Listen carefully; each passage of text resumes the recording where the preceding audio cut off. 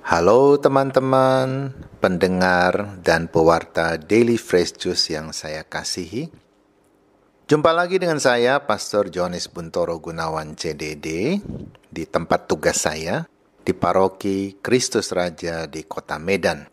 Bacaan kita pada hari ini diambil dari Injil Yesus Kristus, menurut Santo Lukas, bab 21, ayat 1 sampai dengan ayat 4. Ketika Yesus mengangkat mukanya, Ia melihat orang-orang kaya memasukkan persembahan mereka ke dalam peti persembahan. Ia melihat juga seorang janda miskin memasukkan 2 peser ke dalam peti itu.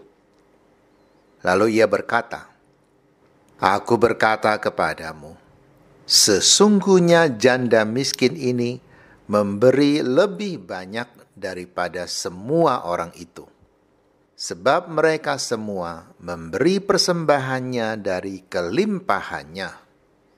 Tetapi janda ini memberi dari kekurangannya.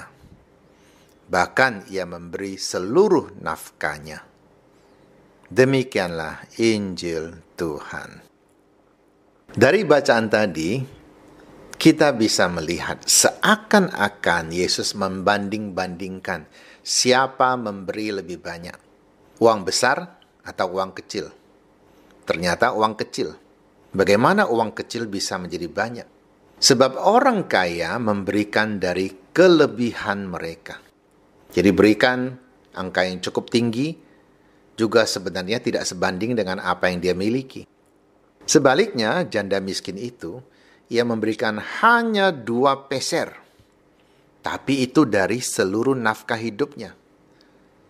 Bahkan ia sendiri kekurangan. Artinya, hari itu bisa saja dia tidak makan karena tidak punya uang lagi. Dia tidak punya tabungan. Dia sendiri kurang. Dan Yesus memuji janda miskin ini. Apakah kita juga perlu berlaku seperti itu? Memberikan seluruh uang kita, termasuk tabungan kita, sampai kita kekurangan juga, baru dipuji Tuhan. Kita tidak perlu mencari pujian Tuhan seperti itu. Kalau pujian Tuhan bisa dicari dengan memberi kepada Tuhan, itu namanya transaksi. Kalau kita bisa mendapatkan bantuan Tuhan karena kita sudah memberi, saya pikir banyak orang kaya sudah memberikan dengan banyak. Ternyata tidak itu. Terutama orang Katolik.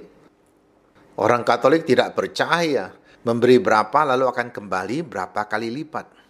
Tidak percaya. Lihat saja kolekta yang diberikan di gereja. Kadang-kadang saya merasa lucu. Kadang-kadang juga merasa apa yang dibuat orang itu sia-sia. Tidak sedikit umat yang suka hitung-hitungan dengan gereja. Merasa sudah berjasa untuk gereja, lalu ketika kolekte, beri sedikit saja. Toh saya sudah banyak berjasa untuk gereja, dibandingkan dengan orang-orang lain. Kalau begitu engkau sedang bertransaksi dengan Tuhan. Ada orang yang memberikan uang yang sudah nilainya kecil, makin diperkecil lagi dengan dilipat-lipat sampai kecil. Atau mungkin digenggam sampai hancur. Tim kolekte sering menemukan itu. Sudah angkanya kecil, dilipat jadi burung lagi. Kalau burung yang besar tidak apa-apa, burungnya kecil sekali. Jadi untuk menguraikan burung itu perlu ketelitian. Kalau tidak teliti, sobeklah uang kecil itu.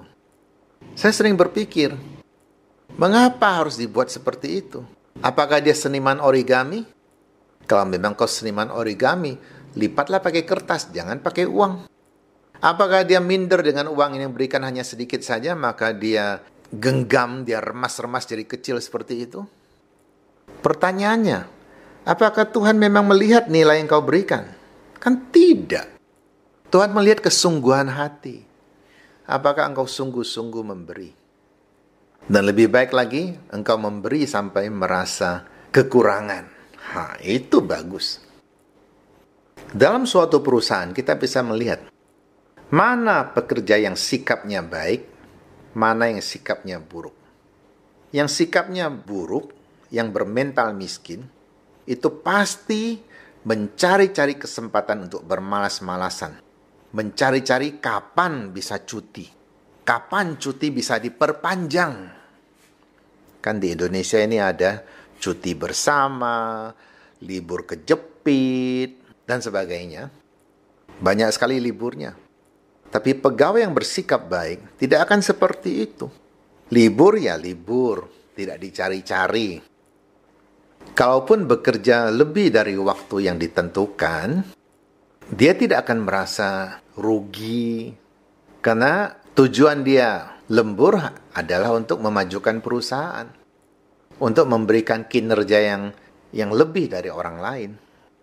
Seorang pegawai yang benar tidak perlu mencari muka pada tuannya atau main kucing-kucingan.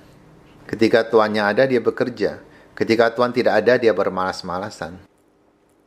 Proses dalam bekerja bisa saja dicurangi. Tetapi hasil dari kerja itu, itulah yang sebenarnya dinilai oleh majikan. Jadi ada pegawai yang mungkin tidak perlu mencari muka, tidak perlu selalu menyenangkan tuannya, tidak selalu taat pada tuannya.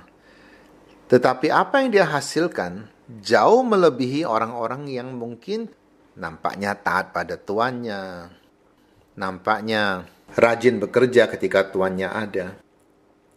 Kita semua diberi tugas yang berbeda-beda oleh Tuhan kita. Maka bantuan dari Tuhan juga berbeda-beda. Tapi kalau hanya mengharapkan Tuhan membantu, kita sendiri kurang berusaha, saya pikir tidak akan mencapai hasil yang maksimal pula. Mari kita tetap bersemangat dalam tugas dan pekerjaan kita. Entah itu menyenangkan kita atau tidak. Asal di hadapan Tuhan kita terhitung sebagai orang-orang yang bertanggung jawab. Sebagai orang-orang yang setia kepada Tuhan lewat pelaksanaan tugas kita. Karena apa yang menyenangkan hidup kita pada saat sekarang ini, belum tentu menyenangkan kita pada saat akhir hidup kita. Tetapi apa yang mungkin saat ini membuat kita susah, asal kita lakukan itu untuk mempertanggungjawabkan tugas dari Tuhan, maka kelak kita akan diterima sebagai hamba yang berkenan kepada Tuhan, hamba yang dipuji, setia, dan pantas masuk ke rumah tuannya. Semoga masa Advent ini membuat kita lebih banyak merefleksikan kehidupan kita dan juga menjadi berkat bagi sesama. Amin. Mari kita menerima berkat Tuhan. Tuhan sertamu. Semoga kita bersama keluarga diberkati oleh Allah yang Maha Kuasa, Bapa dan Putera dan Roh Kudus. Amin.